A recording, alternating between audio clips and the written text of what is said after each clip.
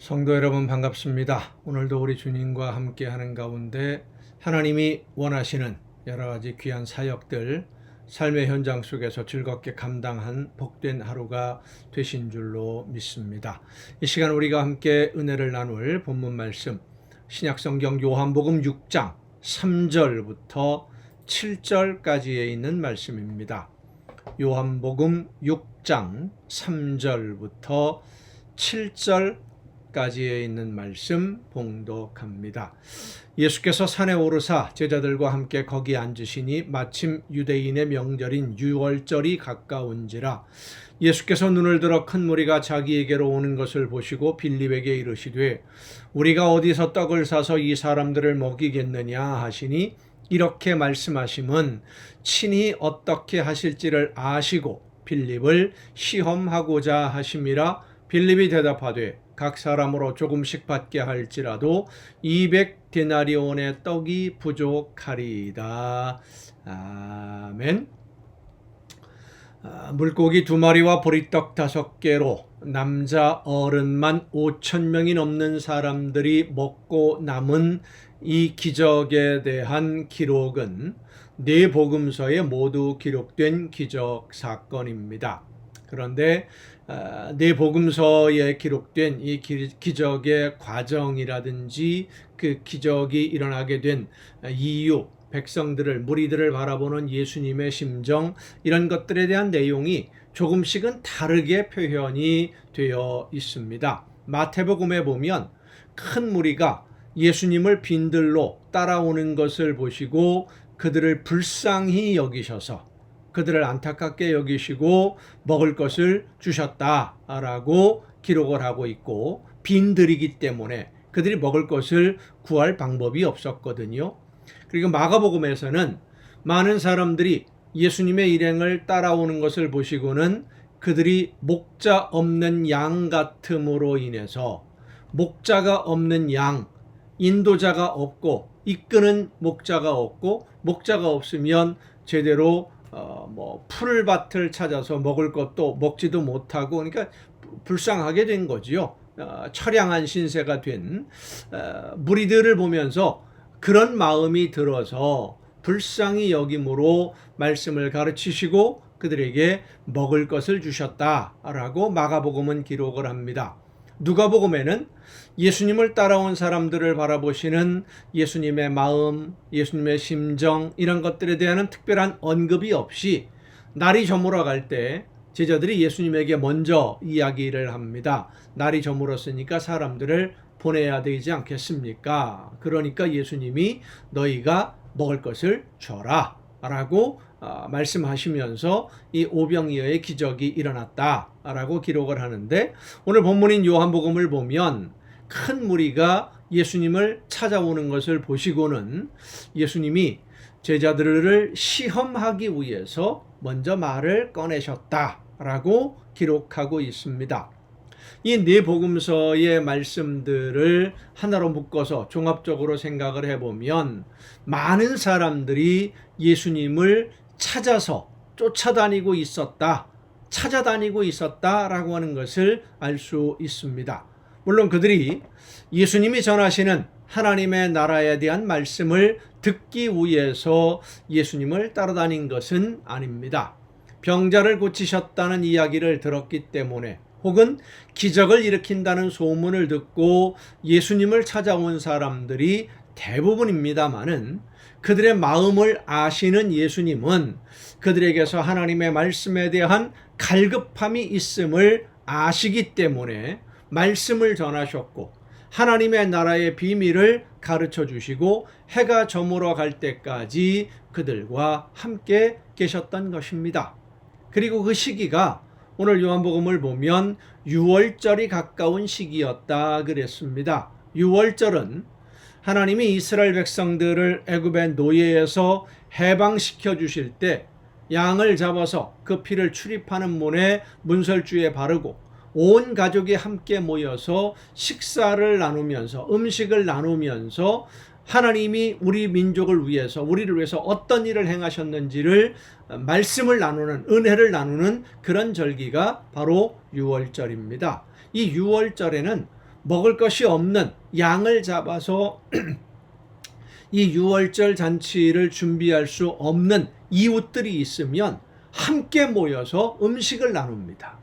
함께 모여서 하나님이 우리를 위해서, 우리 민족을 위해서 어떻게 하셨는지를 모든 사람들이, 모든 민족들이, 그러니까 이스라엘 모든 민족들이 함께 즐기며 감사하며 하나님께 영광 돌리는 절기가 바로 이 유월절이에요.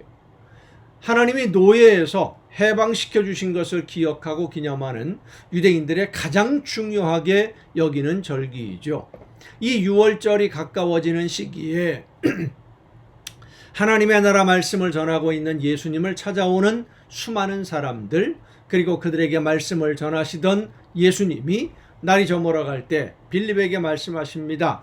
이 사람들을 다 먹이려면 어디서 떡을 구해와야 되겠느냐? 남자 어른만 5,000명이 넘는 사람들이라면 그들에게 충분히 먹일 수 있는 음식을 당장 구할 수 있는 방법 사실은 없습니다. 요즘에도 마찬가지죠. 5,000명이 넘는 사람들에게 먹는 음식을 도시락을 하나씩 제공해 준다. 5,000개 도시락을 어디서 갑자기 구해올 수 있겠습니까? 미리 주문해 놓지 않으면 그 많은 음식을 구할 수가 없지요. 그런데 본문 말씀을 보면 예수님은 이 문제를 어떻게 해결할 것인지 이미 계획이 있으셨어요. 어떻게 하실지를 알고 계셔요. 어떤 일들이 일어날지를 이미 예수님은 알고 계시고 준비를 다 끝내셨습니다. 그리고 나서 빌립을 시험하기 위해서 물으셨다라고 본문은 기록합니다. 오늘 예수님을 따르는 우리가 잊지 말아야 될 것은 우리가 만나는 모든 문제들, 해결할 수 있는 문제든 해결할 수 없는 문제든 우리 앞에 다가오는 모든 어떤 문제든 그 모든 문제를 해결하는 방법, 그 모든 문제를 해결할 수 있는 길을 하나님은 이미 준비하고 계심을 여러분 믿으시길 바랍니다.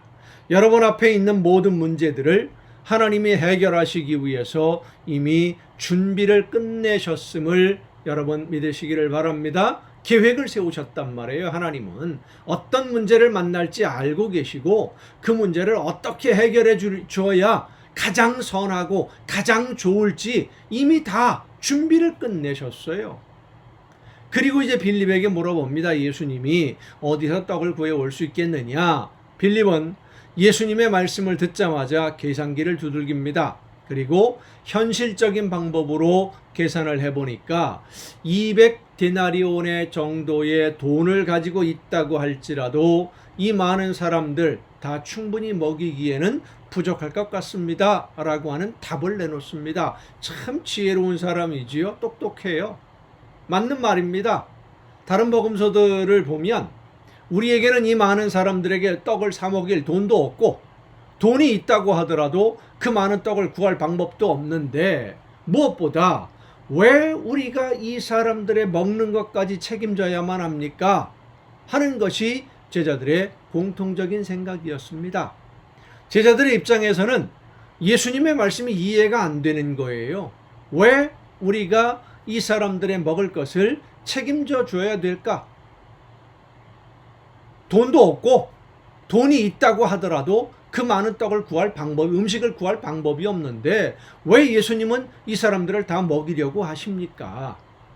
그러나 예수님은 예수님을 따르는 사람들의 당장의 문제, 굶주림의 문제를 해결해 주시려고 하셨던 것은 그들이 예수님을 따라온 이 사람들이 어떤 목적으로 예수님을 따라왔든 간에 상관없이 힘들고 지친 모든 사람들을 긍휼히 여기시는 하나님의 사랑의 눈으로 그들을 바라보셨기 때문입니다. 성도 여러분, 하나님은 오늘 우리를 사랑으로 바라보고 계십니다. 책망하고 꾸중하기 위해서가 아니라 사랑하시기 때문에 우리의 아픔과 힘듦을 먼저 바라보십니다.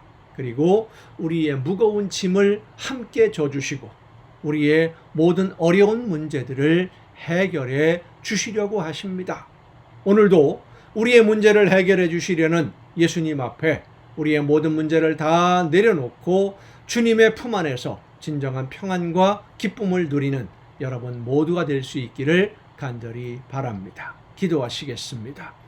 오늘도 크신 사랑과 은혜로 연약한 저희들을 이끌어 주시고 인도해 주시며 함께 해 주시는 아버지 하나님, 굶주리고 힘든 심령들 바라보며 안타까워하시고 그들에게 문제를 해결해 주셨던 예수님께서 오늘도 저희들을 사랑의 눈길로 바라보고 계심을 믿습니다. 하나님의 품 안에서, 예수님의 품 안에서 우리의 모든 문제, 무거운 짐들 다 내려놓고 주님의 품 안에서 진정한 평안과 기쁨과 행복과 만족을 누릴 수 있는 우리 모두가 되게 하여 주시옵소서. 이 모든 말씀을 예수님의 이름으로 기도하옵나이다. 아멘. 여러분 오늘도 수고 많으셨습니다. 내일도 정한 이 시간, 이 가정 예배를 통해서 여러분 모두 함께 다시 만날 수 있기를 바랍니다. 내일 뵙겠습니다.